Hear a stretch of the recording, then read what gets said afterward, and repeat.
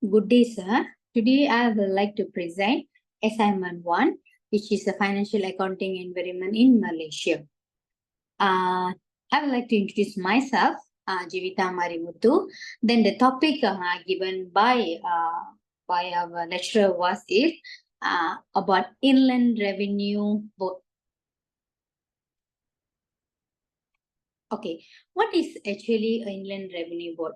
In Malaysia, the inland revenue board is we call as the Inland Revenue Board Malaysia, also known as Lembaga Hasil Dalam Negeri, which we call in a Malay, and it plays an important role in navigating the complex world of the taxation. So this organization fully focus on taxation.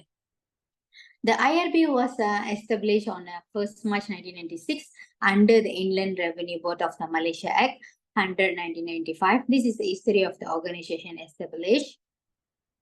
Now, this organization is the organization oversees direct taxes regulation in Malaysia in accordance with the following act as per below, which is the Income Tax Act 1967 and the Promotion of Investment Act 1986 and also Real Property Gain Tax Act 1976 and the Petroleum, which is we call a Petroleum Income Tax Act 1967 and also the Labuan Business Activity Tax Act 1990 and the Stamp Act 1949.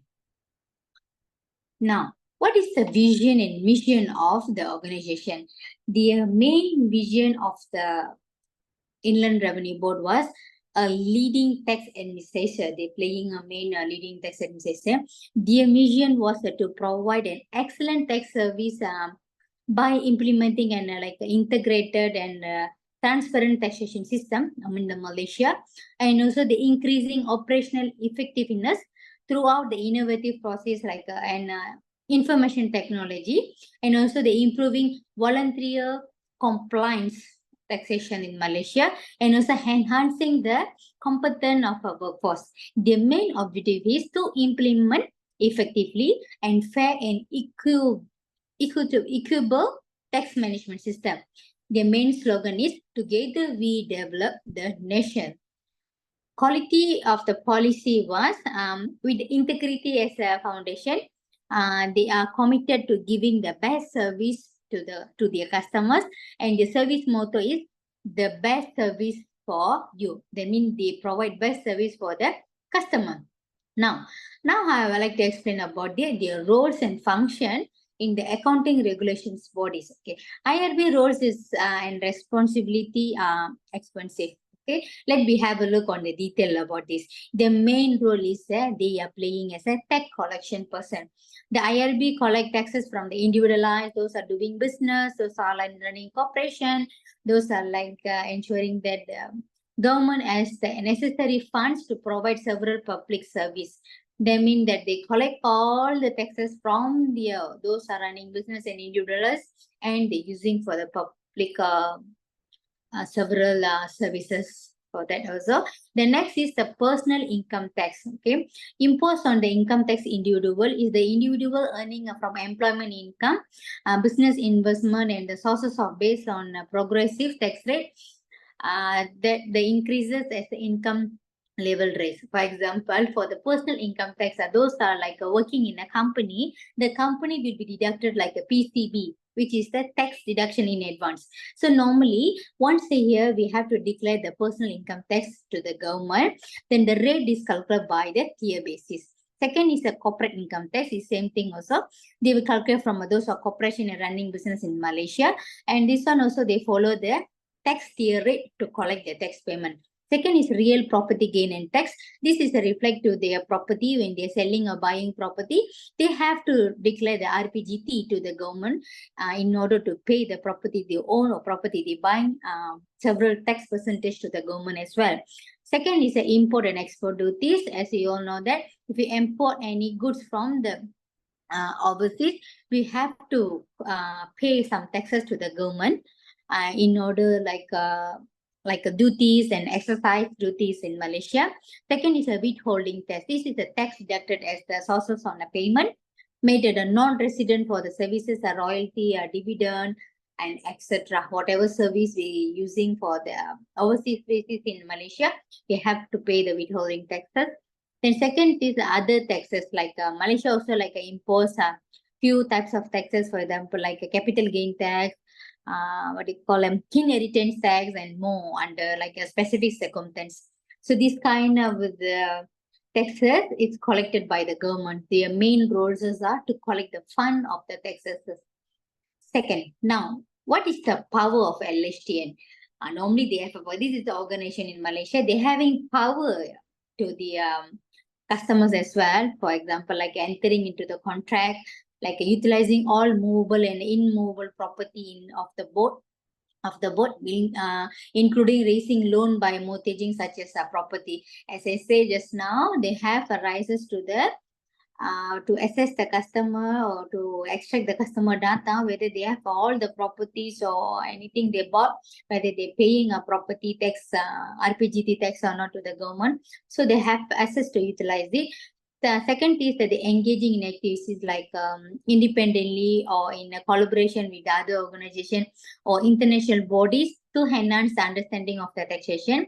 Second is they have a powering, offering a technical advice or assistance, including training, facilities to the tax authorities to the other national, and imposing fees or charges for the services provided by the board, and guaranteeing a loan its employee for the purposes approved by the board. Then they also providing recreational facilities and promote and activities beneficiary to the welfare to these employees as well. Apart from that, they also offering the training to all the employees and funding scholarship, and also they undertaking any action in this incidental to this power as well. Now let me discuss about the current composition of the top members positions. So the chairman of the board was Dato Johan Muhammad Merican. He's Secretary General of Treasury Malaysia, and also is playing as a Minister of Financial Malaysia as well. The below are members of the board. As you all say that have a look on that. There was a YBGT Tan Sri Ahmad Dahlan. He is Director General of Public Services, and also YB Dato Dr. Abu Tariq, and so on. So according to the chat, this is the top members of the Inland Revenue Malaysia. Next, let me discuss about the requirement imposed on the accounting professional. What is the requirement they needed? Actually, they needed in order like a tax compliance. Those are accountant. They must ensure that the financial statement and record comply with the Malaysia tax laws and regulation, facilitating accrued tax as some assessment by the IRB. Okay, what mean by the tax compliance? Accountant must be compliant with the whatever like yearly update. For example, we take a budget. So recently the budget is raised in the parliament.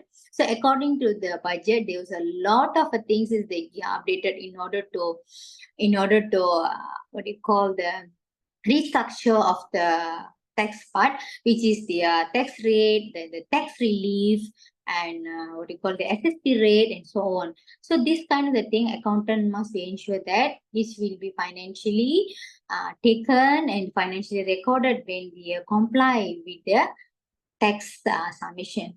As per the rules and regulation, the accountant must be comply with the current regulation as well. Second thing is the e-invoicing. In the current era, this is the most popular things they're talking among all the accountant and tax agents and all the professional bodies. Is more focusing on the e-invoicing. Okay, the IRB has introduced the e-invoicing guideline to the streamline tax process and the reduced paper usage. Business are encouraged to adopt electronic invoice system that integrate with the IRB My Invoice system. Okay, let me explain. We just want to share with you among you all. What is the e-invoicing? It was actually among the foreign countries a more popular thing because they used to practice. For Malaysia, this is a new era which is the unable to adapt it, but we have to adapt it as soon as possible. Okay, currently we are tier by tier we are practicing on the e-invoicing basis. E-invoicing we call as a electronic invoice system, which is all the invoices are validated by the IRP My Invoice system before we send it to their customers as well. So this thing is the most important, must be practiced by the accountant professional as well, because when they're doing bookkeeping or data entry, they must make sure that the invoices are validated by My Invoices system portal as well. Now, let me discuss about the organization impact or govern accounting practices in Malaysia. What is the impact will be happen? Mostly, the impact will happen in a regulatory framework. Like IRB provide guidelines and regulation that directly influence accounting practices, especially concerning tax-related matters. Okay, those are regulatory framework. According to the LHTN, all the regulations are new gadget updated. They will upload in their portal as well. So as the accountant and also as a professional, we as accounting professional bodies, we have to go through all the guidance and regulation in their portal in order to be practice in our accountings as well. Okay, next is e-invoicing implementation. The move towards the e-invoicing affect how business manage the accounting process. They're necessitating updates to the accounting system to comply with the new standard. This will become a huge impact to the all the accountants, and apart from the accountant, the business person also, because when they implementing e-invoices, they cannot make any fraud of invoicing, and apart from that, and the organization will be impacted, because without any validation of invoices, they cannot process for the further. So they cannot send it to the customer also without validation, and the customer unable to make it payment as well. So there was a few regulations will come out from the e-invoicing. For example, the invoice will be updated in a few fingertips minutes only. You will update in a few minutes. Whatever amendment you want to make in invoices, you have to make it within a 72 hours. If in order after 72 hours you want to make it any adjustment, is impossible at all. You still can make amendment in order to the credit note or debit note documentation process. So this kind of the implementation should be more impact to those of business and all the customers as well, because when they buying any any things or any goods, they also must be received the document, the invoice by in invoicing format. So it will be more impact on the governments as well. Apart from government, is more impacted to the customers as well.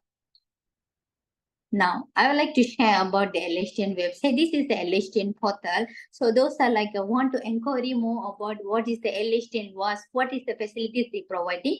They can explore on this website. Apart from that, the customers e-filing, those are a Form B, Form C, and the Form B. All those are tax declaration form in Malaysia. They have to submit throughout this portal as well. They already customize those filings according to their link, personal tax declaration or company tax, they have to go through by the My Tax as well. Then apart from that, employments and so on, everything, employment declarations, everything they have to throw out this portal as well. That's all about my presentation today, sir.